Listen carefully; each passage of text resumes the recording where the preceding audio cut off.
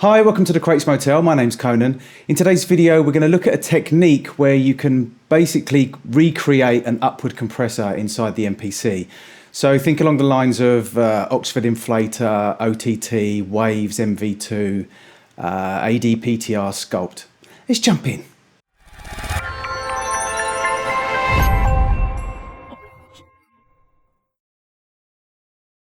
Okay, so I've written a quick drum beat in the MPC.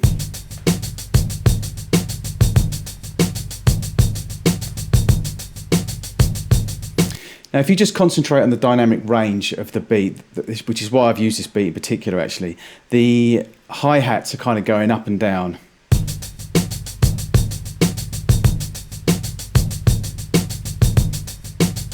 Now what I want to do is I want to bring up the quieter notes and just kind of compress a little bit with the louder notes. So to reduce the dynamic range. But the difference between this kind of technique and just using a normal compressor is that with a normal compressor, quite often you can bring up the noise floor, crush down the top to reduce the dynamic range, and things can sound a bit squashed, a bit over compressed.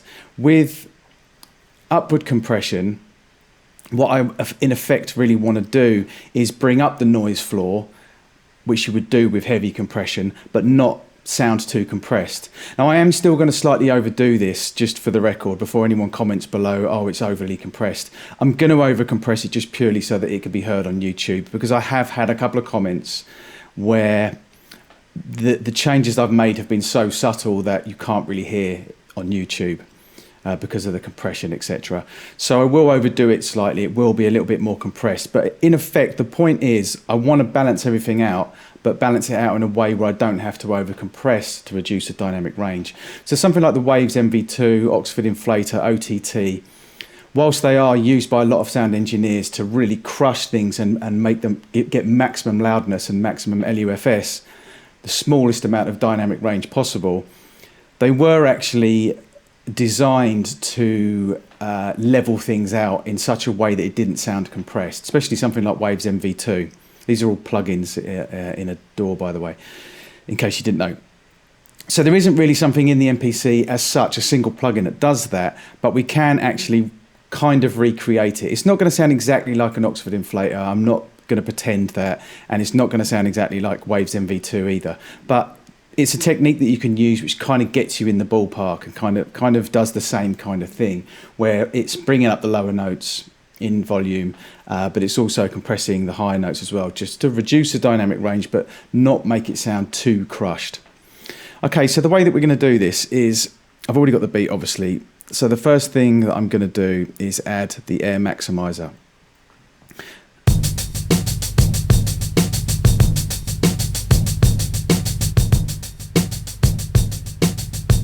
And what the air maximizer is doing is reducing the dynamic range and bringing the lower notes, the quieter notes, up and maximizing the volume in the dynamic range. But it does have, sometimes if you overuse the maximizer, it can sound a bit too pumpy and a bit too, again, you can bring the noise floor up too much. I have actually made a video about the maximizer, so check that out by all means. So again, like I said, I am overdoing this slightly. I wouldn't probably push it this much, but I just wanted to do it to show the effect. Again, focus on the hi-hats.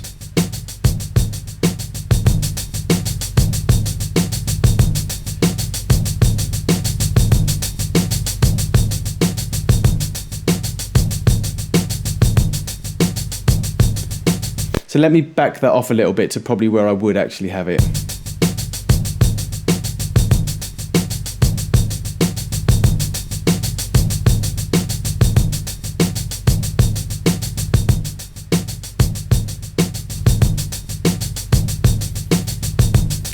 So that sounds pretty good. With the threshold, if you check out the video, it goes into a lot more detail, but basically by adjusting the threshold, I'm adjusting how much I'm maximizing and reducing the dynamic range. You can play around the release. You know, don't copy these settings exactly, because for every single sample it's going to be different. But You can play around with the ceiling and the threshold, as I've explained in the maximizer video, and also with the release as well.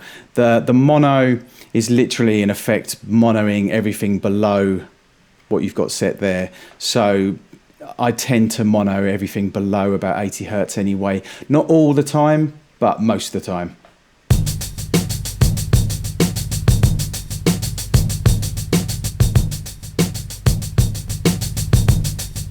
So you can hear there it's really brought out the hi-hats and just leveled everything out. But then what I want to do is I want to compress it slightly. So again, I'm bringing down, you know, I'm kind of, well, compressing the higher notes. So it's, again, reducing the dynamic range, but it's doing it in a more subtle way than maybe something when you really push Oxford Inflator or OTT, etc. So we're just going to use the air compressor here. Now it's quite a heavy ratio. Normally I would go for something like 2.1, but with drums, I kind of like the sound that you get out of something like the DBX160 unit. And you can see I've got a longer attack, so I'm allowing the transients of the drum beat to come through, so I'm not rounding them off and squashing them too much, and a quick release.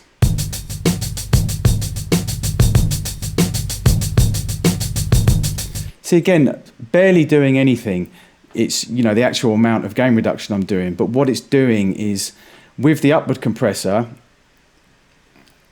it's, you know, it's maximizing as what the maximizer does, but with the extra compressor on top, I'm now being able to control the peaks as well.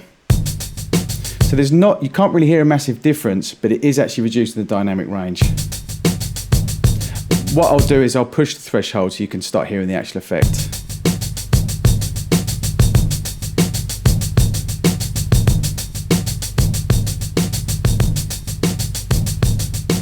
And you hear how the longer attack and the short release is creating that smack sound. I've also covered that in a video about compression.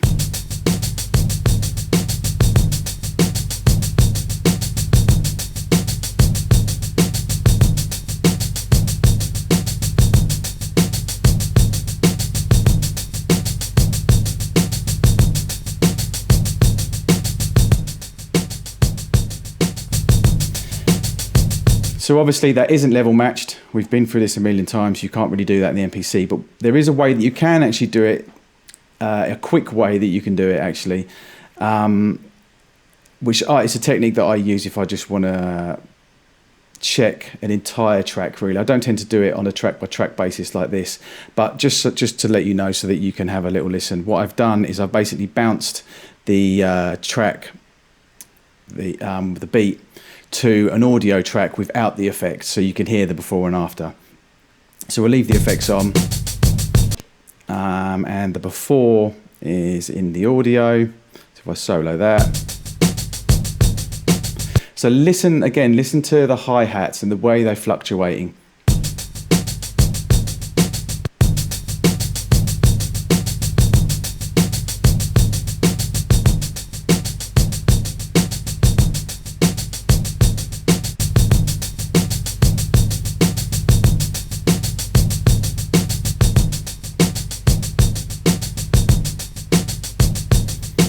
So there's no wrong or right here in, you know, you might actually prefer the way those hi-hats are breathing. However, this technique does enable you to level things out, to reduce the dynamic range. Let's just have a listen to it one more time. So this is the before.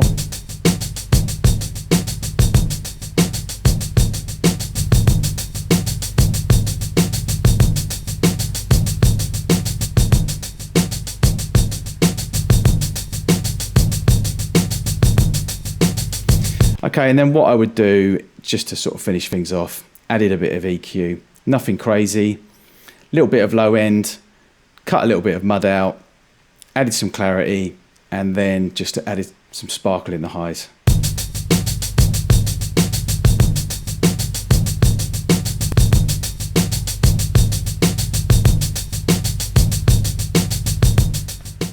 So there you have it, upward compression in the MPC.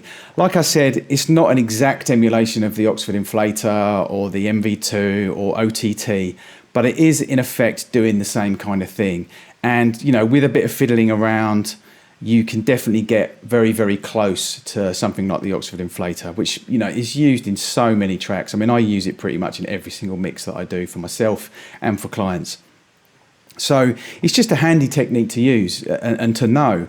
And it's great on vocals, it's great on bass, it's really good on solo instruments, acoustic solo instruments like guitars, that kind of thing. But I love the sound of it on samples, just to kind of breathe extra life into it. I touched on it in another video where I referenced Ultramagnetic MCs Give the Drummer Some and what they do to the drum beat in that. And using upper compression on a beat like that would just gives it so much more life and just sounds so much fatter, and it breathes and it grooves. And so yeah, it's just a really, really handy technique to use alongside compression. It just, you know, using the maximizer before a compressor rather, yeah, it just adds a little bit of extra sauce, and you know, it can make people turn their heads and think, oh, hold up a second, what compressor are you using there, you know? And you know, it's kind of similar to what a DBX160 does, which is a compressor I love on drums. There's a couple of other compressors that I can't remember the name of. Maybe the BSS 402 is a compressor we used to use in the late 80s, early 90s on drums quite a lot, which has a similar kind of effect. I could be wrong with the name of that. But yeah, it's just an extra little trick, I think, that can add an extra bit of sauce to your beats and can really, really help with vocals, especially dynamic vocals, you know, when you're working with rappers, that kind of stuff. So thanks for watching. This is The Crates Motel. My name's Conan. Till next time.